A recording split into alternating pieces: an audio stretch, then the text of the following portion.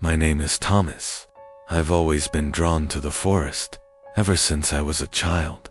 The deep woods were my refuge, my escape, but I never knew the truth about them until that night.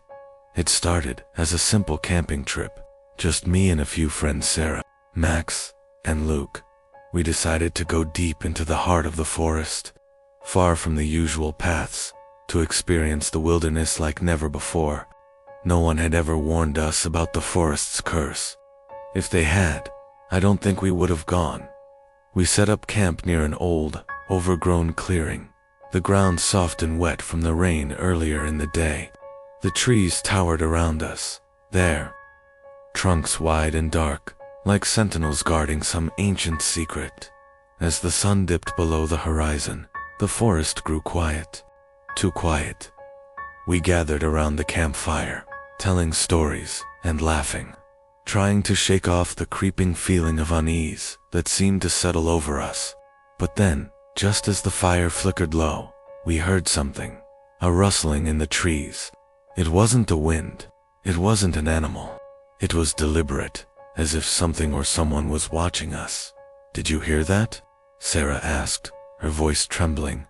"Probably just a deer," Max said, trying to brush it off. But there was an edge to his voice that I couldn't ignore.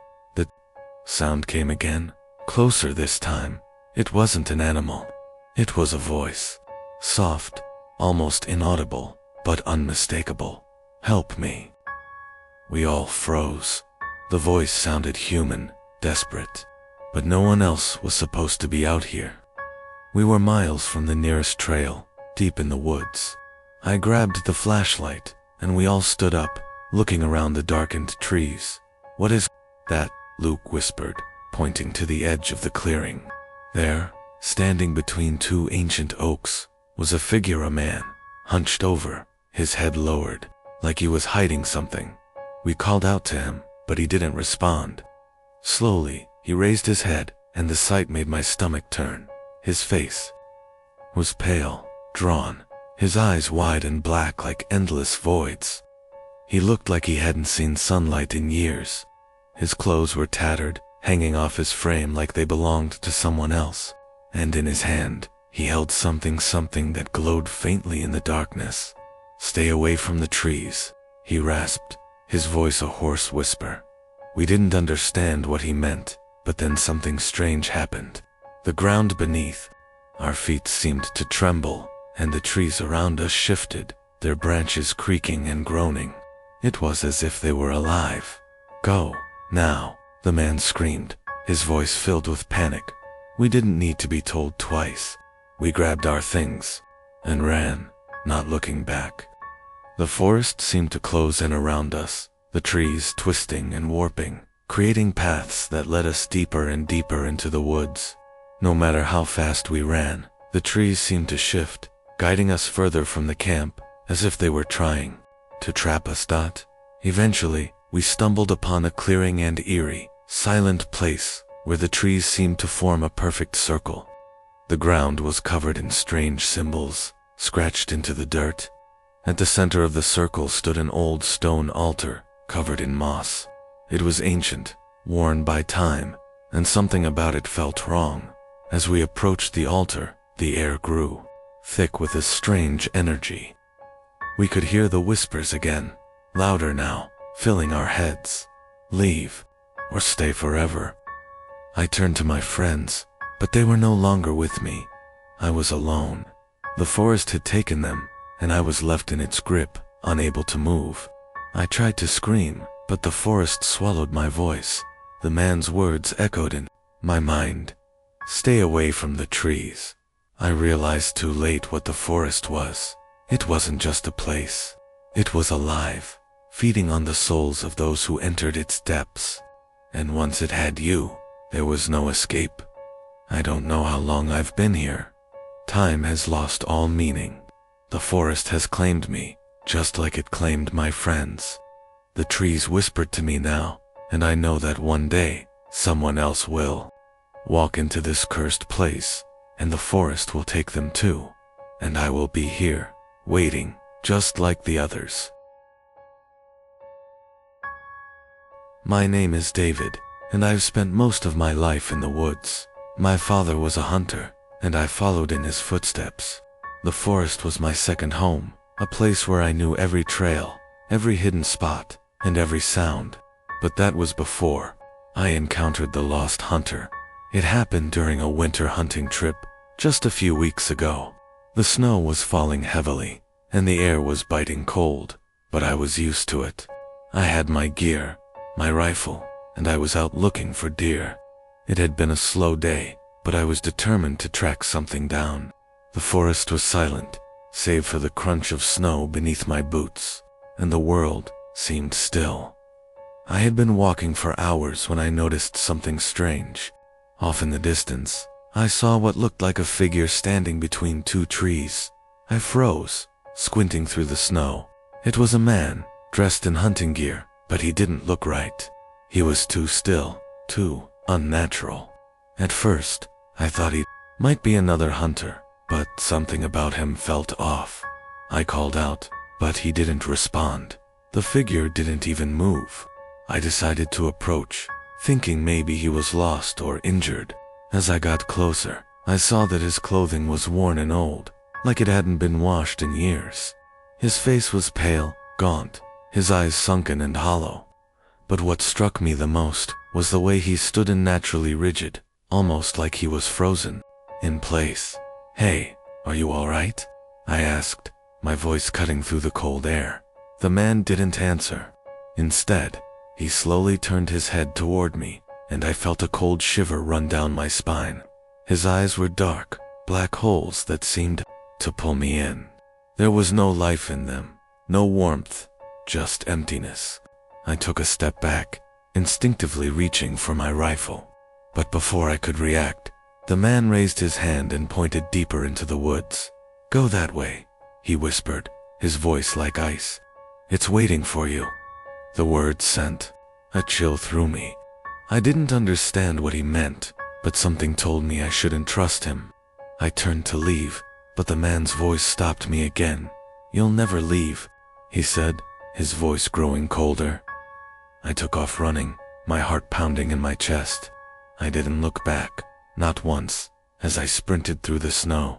The forest seemed to close in around me, the trees pressing together like they were trying to trap me. I couldn't remember the way back. The trail I had come in on was gone, replaced by an endless sea of white. I stumbled, falling into the deep snow, and when I stood up, the man was there again. But this time, he wasn't alone. There were others, dozens of them, standing in the trees, their hollow eyes fixed on me. I could hear them whispering, their voices rising in a haunting chorus. "Join us. Stay forever." I felt something cold and sharp touch my shoulder. I whipped around, expecting to see the man again, but there was nothing. Just the endless forest, the snow swirling in the air. I ran. I ran as fast as I could, pushing through the snow, but I couldn't escape them. The forest seemed endless. The trees towering over me, their twisted branches reaching out like claws. I could hear footsteps behind me, soft and distant at first, but growing louder. The whispers were closing in, and I knew they were getting closer. Finally, after what felt like hours, I broke through the trees and found the main trail. I couldn't believe it. There was a familiar signpost pointing back to the road. I collapsed to my knees, gasping for breath, my legs weak and trembling. I didn't stop running until I reached the car. When I looked back at the forest, everything was quiet again. The snow had stopped falling, and the trees seemed normal. But I knew what I saw, what I felt. The lost hunter was real, and whatever he was, whatever he wanted, he had followed me out of the woods. I don't know what he meant by "it's waiting for you." All I know is that I never want to go back to those woods again. My name is Lucas, and I've always been a skeptic. I don't believe in ghosts, curses, or anything supernatural. But what happened to me in those woods, there's no logical explanation for it. And now, I'm not so sure about my old beliefs. It was supposed to be a fun adventure. I had heard about a hidden trail deep in the forest, a forgotten path that most people had never heard of. It was rumored to lead to an old cabin, long abandoned and left to rot by time. The idea of finding it intrigued me, so I convinced my friends, Kate and Ben, to join me on this hike. We set off early in the morning, full of excitement, ready to explore. The sun was just beginning to rise, casting a warm golden glow over the forest. The air was crisp, the scent of pine filling my lungs as we walked through the familiar trails. But then, as we ventured deeper into the woods, we came across something strange. A narrow path we hadn't seen before, almost hidden by thick underbrush and twisted trees. It was as if it had been deliberately concealed. Kate and Ben were hesitant at first, but I convinced them it was the forgotten trail. The idea of discovering something new excited us all. We stepped onto the path, and immediately, the air changed. It felt colder, heavier, as though the forest was holding its breath. The trees grew denser, their branches thick with moss and vines. The trail became uneven, winding and twisting, leading us deeper into the unknown. As we walked, I noticed something strange. The forest around us seemed to grow quieter. There were no birds, no rustling of animals, nothing. Just the sound of our footsteps, echoing in the stillness. It was unsettling, but I brushed it off. Nature is unpredictable, right? We walked for what felt like hours. I kept checking my phone for the time, but there was no signal, no surprise, given how deep we were. The further we went, the more oppressive the silence became. It was like we were walking in a vacuum, the air thick and suffocating. Finally, we arrived at the cabin. It was more run down than we expected. The wood was rotting, the windows shattered, and the door hung off its hinges. It looked like it had been abandoned for decades, but there was something else about it, something unsettling about its presence. It felt wrong. Against my better judgment, I pushed open the door. The inside was dark, damp, and smelled of mold.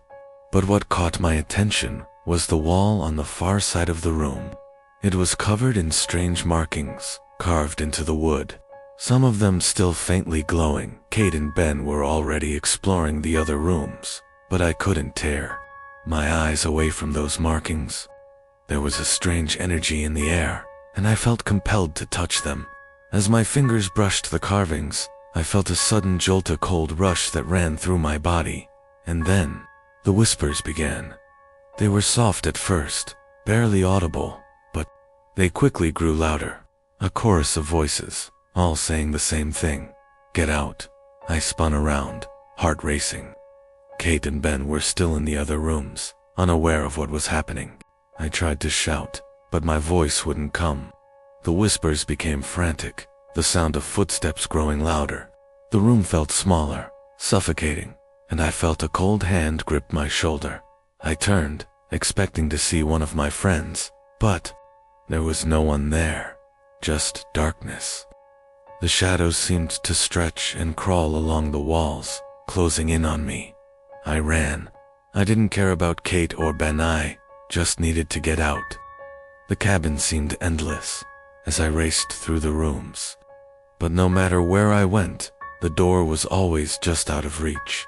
Finally, I burst through the door, gasping for air. I turned to look back at the cabin, but it was gone. The path had disappeared, replaced by nothing but thick trees and underbrush. It was as if the forest had swallowed the cabin whole. I stumbled back toward the main trail, my heart pounding. But when I found Kate and Ben, they had no idea what I was talking about. They hadn't heard the whispers, hadn't seen the shadows. It was as if they had experienced something completely different. They just wanted to go home. We left the forest that day, and I haven't been back since.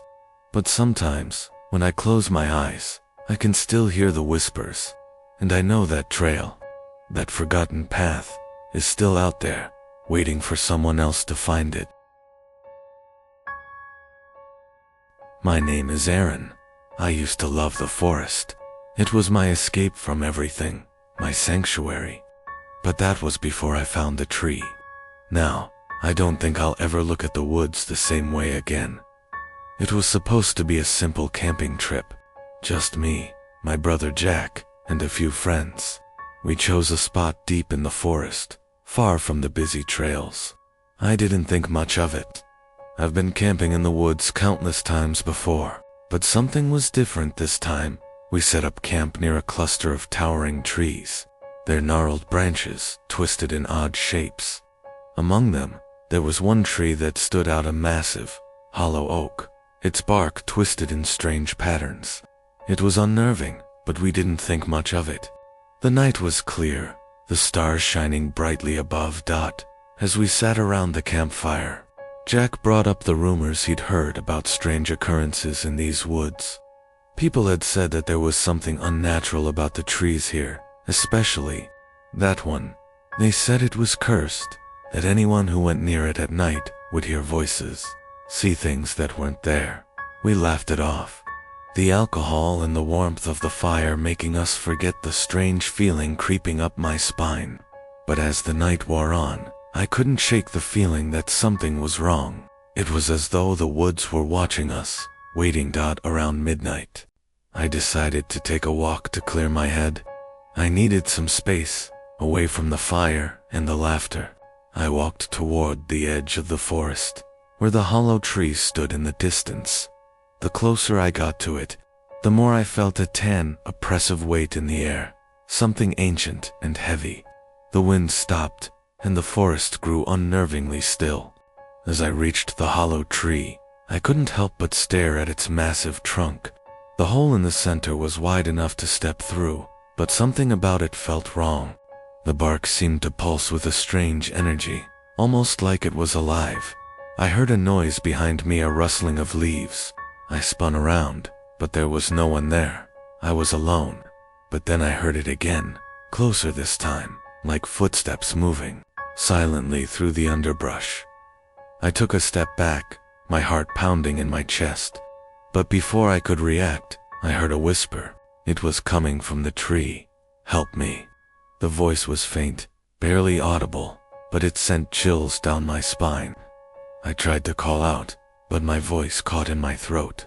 I took a step closer to the tree, almost as if I was drawn to it. "Help me." This time, the voice was clearer, and I felt a strange compulsion to look inside the hollow. I stepped up to the tree and peered into the darkness. The air around me grew colder, and I felt something watching me from the depths of the hollow. Suddenly, a hand reached out from inside the tree. It was pale, skeletal, its fingers long and bony. I recoiled, stumbling backward, but the hand didn't stop. It reached further, and I could hear more voices now, faint and desperate. I turned and ran, not looking back. My breath came in ragged gasps, my legs burning as I sprinted through the trees. But the forest had changed. The paths I knew were gone, replaced by twisted branches and dark, shadowy corners. I could hear the whispers following me, growing louder with every step. I ran for what felt like hours, my fear pushing me forward. Finally, I broke through the trees and found my camp. Jack and the others were still sitting by the fire, laughing, unaware of what had just happened. I tried to tell them, but the words wouldn't come. I was shaking, unable to explain what I had seen. I never spoke of the tree again, and the others never asked. But I know what I felt. I know what I saw. We left the next morning, packed up in silence. The forest had swallowed my fear, leaving only the memory of what I had encountered. I haven't been back since. I don't think I ever will. There's something in those woods, something in that tree, that I can't forget. And sometimes, in the quiet of the night, I hear the whispers. Again, help me. My name is Sarah, and I've never been afraid of the forest before. But that night changed everything. The forest isn't just full of trees and animals. It's full of things that can't be explained. It started when I decided to take a walk in the woods near my house. I needed to clear my head after a long week of work. I've always enjoyed the peace of nature, the rustling leaves, and the sound of the wind through the trees. I never thought there was anything wrong with the woods. Not until that day. The trail was familiar, winding through the dense forest, but something felt different. It was quiet, too quiet. Normally, there would be birds chirping or the occasional squirrel rustling in the underbrush, but today, the woods felt empty. I kept walking, trying to push the unease from my mind. I had walked this trail hundreds of times before, so why should today be any different? But then, I heard it. A soft whisper. I froze, my heart racing. I looked around, but there was no one. The forest was still, silent again, as if nothing had happened. I brushed it off, thinking it was just the wind playing tricks on me. But then, it came again, louder this time. Sarah, ... My blood ran cold. No one knew I was out here. I was alone.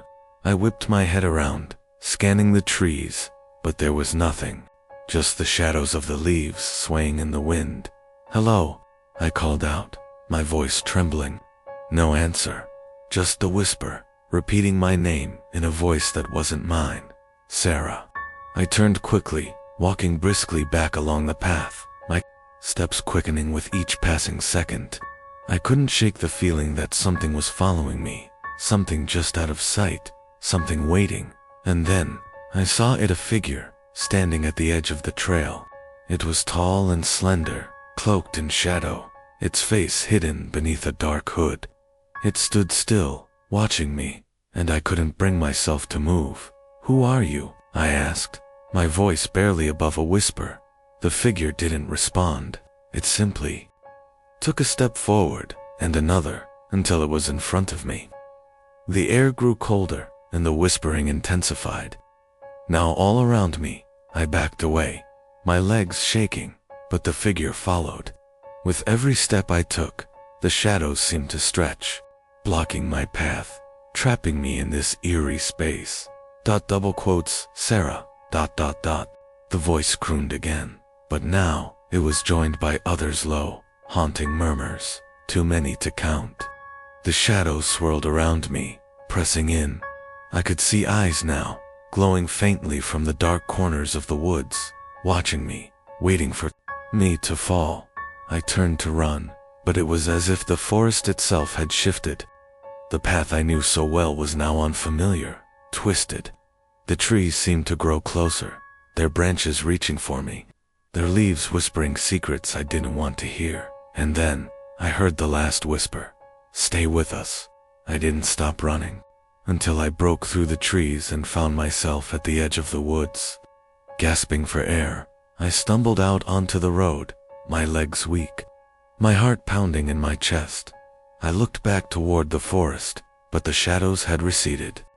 The forest was silent once more, but I knew it wasn't over. I had felt them, those eyes watching me from the darkness. I haven't returned to those woods since. I've driven past the entrance countless times, but I never stop. The whispers still echo in my mind, and sometimes, when the wind picks up, I swear I can hear them calling my name. "Sarah, the forest is waiting." It always is. My name is Daniel. I'll never forget that day in the forest. The shadows that followed me, they still haunt me, and I don't know if they ever will stop. It all began when I decided to go hiking alone. I needed to get away from everything. The stress of work, the noise of the city. I thought the forest would offer the peace I desperately needed. The trail was long, quiet, and I felt a sense of relief as I ventured deeper into the woods. As I walked, the sunlight began to fade. The trees grew taller and closer together, blocking out most of the light. It felt like I was walking through a tunnel of leaves. The air turned cold, and the quiet was almost oppressive. I didn't notice it at first, but as I walked deeper, I started feeling like I wasn't alone. At first, I thought it was just my imagination, the isolation playing tricks on me. But then, I saw them, the shadows. Thin, shifting figures that seemed to follow me at the edge of my vision. I stopped and looked around, but there was nothing there, only trees. I kept moving, but the shadows were still there, moving with me. Every time I glanced to the side, they would disappear, but I could feel them, lurking just beyond the tree trunks. I picked up my pace, hoping to shake off the eerie feeling, but the further I went, the worse it got. The shadows weren't just following anymore, they were closing in.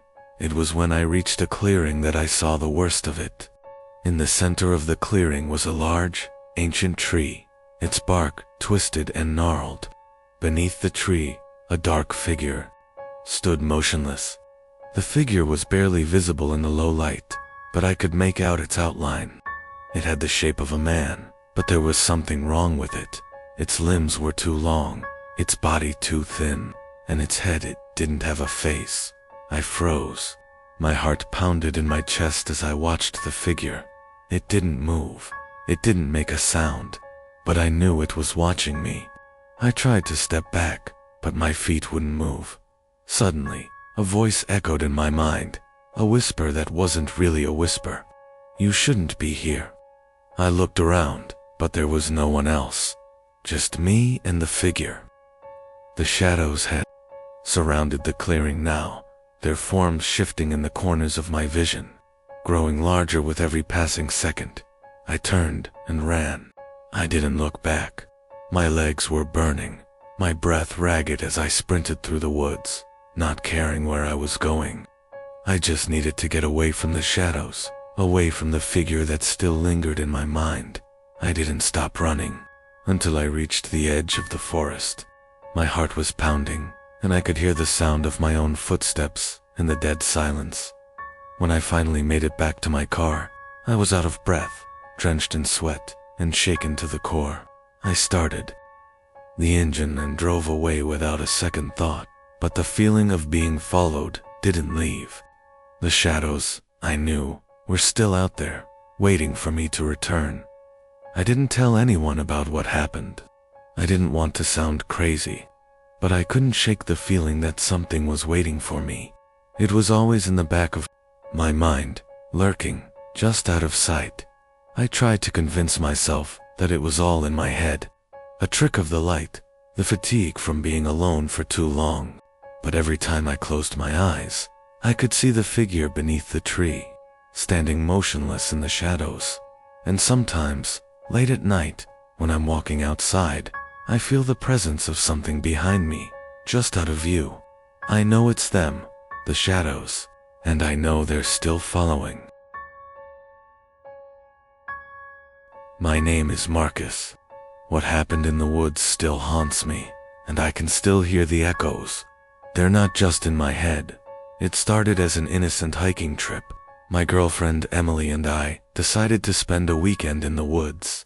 We left our phones in the car and followed an old, forgotten trail. The deeper we went, the quieter it became. The birds stopped singing. The wind ceased. It felt as if the forest itself had stopped breathing. We came across a dilapidated bridge, the wood weathered and cracked. Emily hesitated to cross, but I convinced her. As we stepped to the other side, the silence became absolute. No birds, no insects, nothing. "Marcus," Emily said softly, her voice filled with unease. "Something feels wrong." I shrugged it off, urging her to keep going. I felt a strange pull to continue deeper into the woods, as if something was calling. We reached a clearing with an ancient stone circle. The stones were covered in moss, arranged in a perfect ring. "Let's leave," Emily said, her voice trembling. But I walked toward the center. Something about it felt ... right. As I stepped into the circle, I heard Ita whisper, "Come closer." It wasn't Emily's voice. It was soft, distant, but unmistakable. "Did you hear that?" I asked, my voice shaky. Emily's face went pale. "Marcus, we need to go. Now." I couldn't move. I was rooted to the spot, listening to the whisper, which seemed to come from all directions. "Come closer," it repeated, and I did. The moment I stepped forward, the world around me seemed to shift. The trees twisted unnaturally, their branches reaching for me. The ground rumbled, and a cold wind carried a scent of decay. Emily grabbed my arm. "What's happening?" The whispers grew louder, closer. I turned to her, but she was gone. I called out for her, but she didn't answer. Only the trees and the whispers remained. I ran. My heart pounded in my chest as I sprinted through the woods. The trees seemed to close in on me, disorienting me. I couldn't find my way out. I called for Emily, but the only sound was my own voice echoing. I don't know how long I ran. Hours, days. Time didn't matter anymore. The whispers continued, growing louder. Finally, I stumbled upon the bridge again. I collapsed to the ground, exhausted. No sign of Emily. The woods were silent once more. Then, I heard Emily's voice. But it wasn't right. It was distorted. Wrong. "Marcus, .. double quotes, she whispered. I turned, my heart racing. "Emily, come closer," the voice said, now right behind me. I spun around. Standing just beyond the trees was Emily, but she wasn't the same. Her eyes were black voids, and her mouth stretched into an unnatural grin. Her skin was pale, drained of life. She didn't move, just stared at me, her grin widening. "Come closer." I screamed and ran, not stopping until I collapsed, breathless. I don't know how I escaped the woods. When I reached the car, I was in shock. I went to the hospital. They said it was exhaustion, dehydration, maybe stress. But they didn't know what I saw. Emily is gone. Sometimes, I still hear her voice, whispering in the distance, "Come closer." And every time I step into the woods, I hear the echoes of that whisper. I wonder if she's still waiting. My name is Jason, and I made a mistake. A huge one. It was supposed to be a weekend getaway. My friends and I, 3 of us, to be exact, decided to head out to a remote area in the woods for a little camping trip. We were looking for a break from our busy lives, and what better way than to get away from everything and everyone, right? Just us, nature, and a few beers. The drive up to the woods was smooth, the air crisp and clean as we ascended deeper into the mountains. We didn't think much about it, even when the paved road turned to gravel, and the signs of civilization grew sparse. We were eager to disconnect, to be free. After a couple of hours, we arrived at what was supposed to be our campsite, but as we unpacked, something felt ... off. There was an eerie stillness in the air. No birds, no rustling leaves, just an unnatural silence. "That's weird," said Matt, one of my friends. "There's supposed to be a lake around here. I don't see anything." I shrugged it off. "Maybe it's a little further down. Let's just make camp." We set up our tents and built a small fire, but the quietness was unnerving. It wasn't like any other camping trip I'd been on. The forest here seemed to press in on us, as if watching. By the time night fell, we were all feeling uneasy, but we didn't want to admit it. That's when we saw the cabin. At first, it was just a silhouette in the distance, partly obscured by the trees. We hadn't noticed it earlier. It wasn't on any map, and no one in the group had mentioned it before. "Let's check it out," Matt said. I didn't want to. I had this strange feeling in my gut, like we weren't supposed to go there. But curiosity got the better of me, and we grabbed our flashlights and walked toward it. The cabin was old, decaying. It looked abandoned, its windows dark and shattered. Vines climbed up the rotting wood, and the door hung on its hinges, as if begging to be opened. "It doesn't look safe," said Lisa, another friend, her voice tight with unease. But Matt, always the adventurous one, pushed open the door. It creaked loudly, sending a shiver down my spine. We stepped inside. The air inside the cabin was thick, musty with the smell of mildew and something else, something metallic, like blood. The walls were covered in strange symbols, etched deeply into the wood, their meaning foreign and unsettling. "What is this?" Lisa whispered, stepping cautiously toward a corner. There, on the floor, was a large circle of dark stains. It looked like it had been there for years. "Let's go," I said, my voice trembling, but Matt was already moving deeper into the cabin. "There's a basement," he said, his voice oddly calm. "I'm going down." I tried to stop him. "Matt, no. Something's not right here." But he was already at the stairs, his flashlight cutting through the darkness. I could hear his footsteps echoing as he descended. The silence stretched on, and then we heard it. A thudding sound, heavy and deliberate, coming from the basement. "Matt?" I called, my voice cracking. No answer. "Matt," Lisa shouted, rushing to the stairs. She grabbed my arm, pulling me back.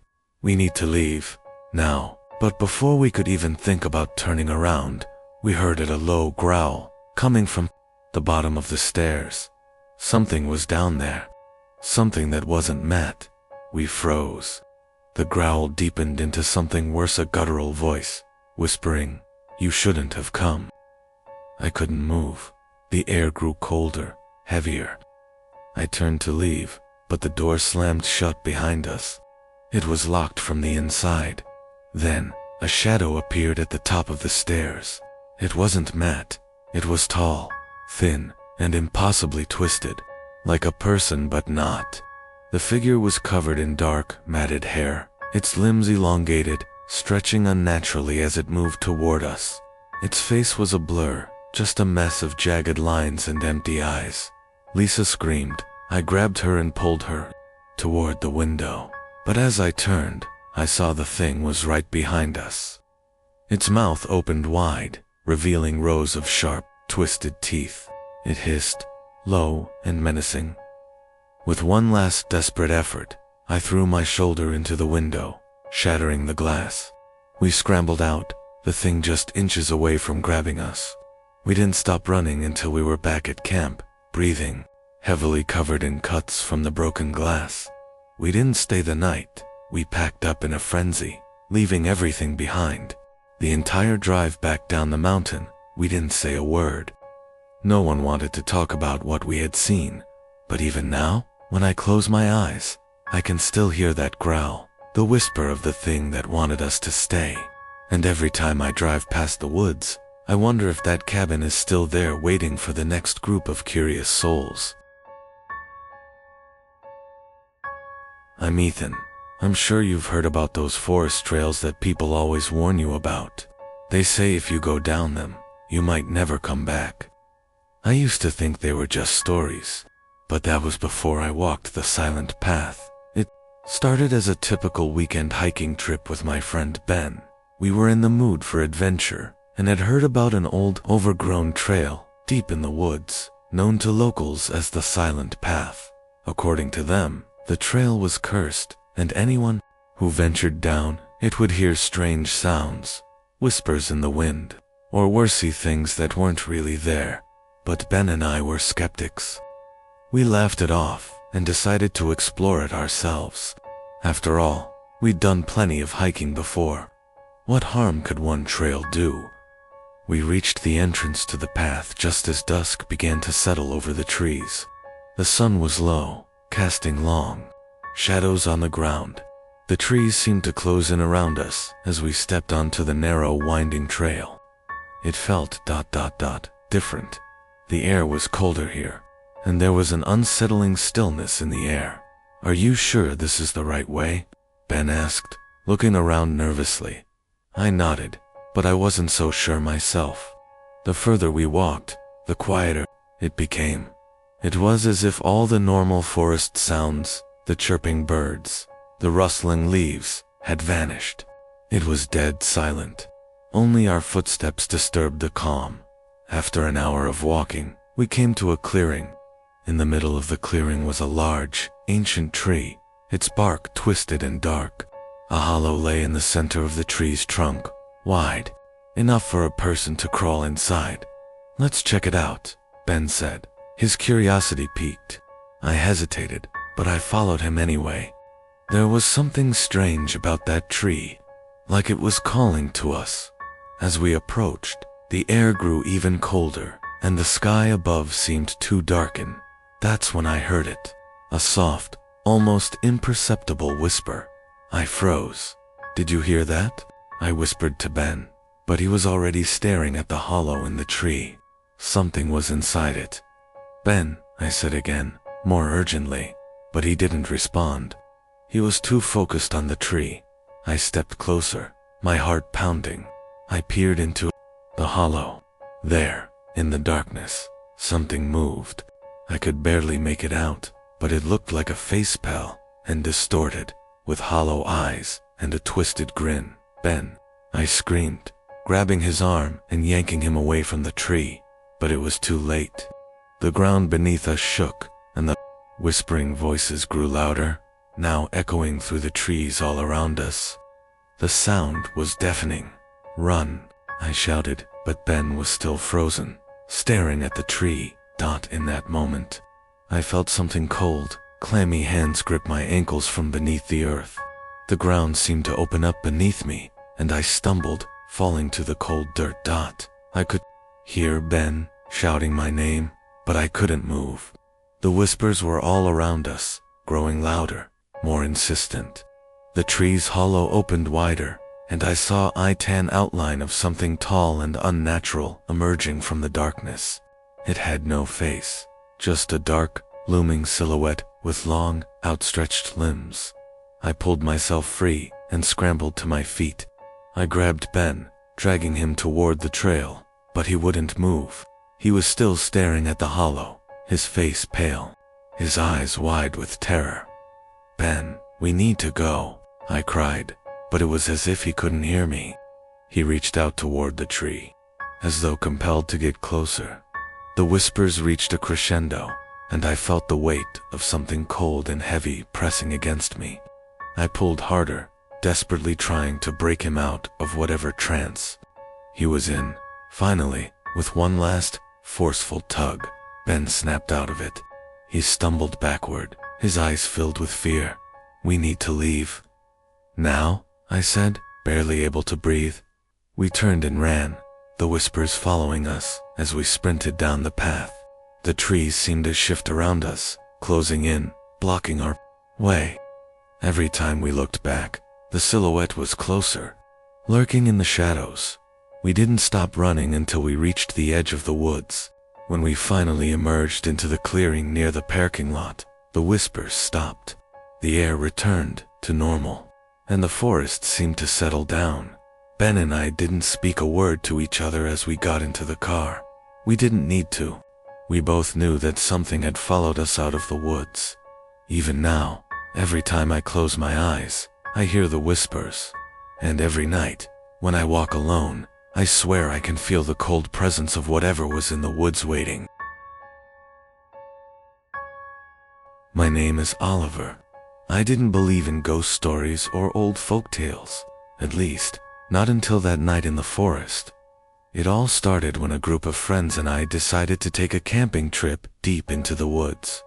We wanted to get away from everything, the city, the noise, the stress. Just a weekend surrounded by trees and silence, or so we thought. We arrived at our destination, a secluded area far off the beaten path. The dense forest surrounded us on all sides, with towering trees whose canopies blocked out much of the sky. It was beautiful, yes, but there was something unsettling about the place. The silence felt heavier than usual, like the forest itself was holding its breath. We set up camp, and as night fell, the forest came alive with the sounds of nature, the chirping of insects, the rustle of leaves in the breeze. But then, just as we settled around the campfire, we heard something else. I whispered at first. I thought it was the wind, or perhaps one of my friends playing a prank. But as the whispers grew louder, I realized they were coming from deeper within the woods. Soft voices, barely audible, but unmistakably real. "Did you hear that?" Sarah, one of my friends, whispered, her eyes wide with fear. We all fell silent, listening. The whispers seemed to grow stronger, closer, but there was no one around. No animals, no people, just the oppressive darkness of the forest. "I think it's time to go back," said Mike, his voice trembling. But we didn't move. For some reason, none of us could. It was as if the forest was keeping us there, forcing us to listen, to wait. I tried to shake off the feeling, but something was wrong. I could feel it deep in my bones. The whispers started to form words, there, meaning just out of reach, like they were trying to tell us something. Something important. But no matter how hard I focused, I couldn't understand.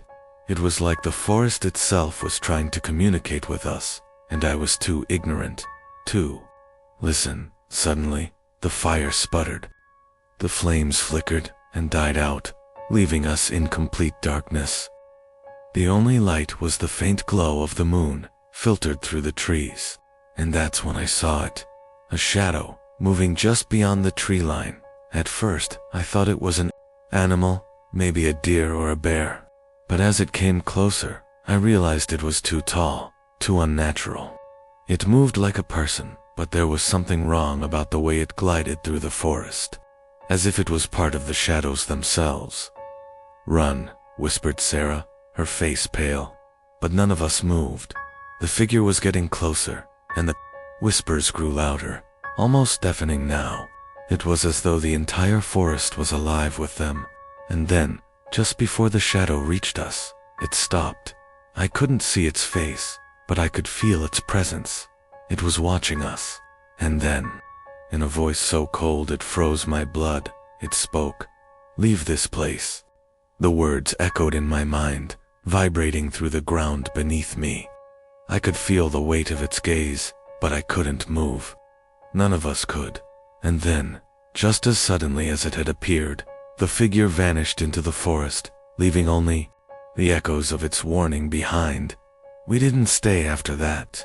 We packed up as quickly as we could, scrambling to leave the forest, before whatever it was could return. But even as we made our way back to the car, I couldn't shake the feeling that we were being watched. The whispers still echoed in my mind, as if the forest was calling to me. We never spoke about what happened that night again. Some things are better left unsaid, I guess. But whenever I think back to that night, to the shadow in the woods, I can still hear the whispers, soft and faint, calling my name, and I wonder if the forest is still waiting for us.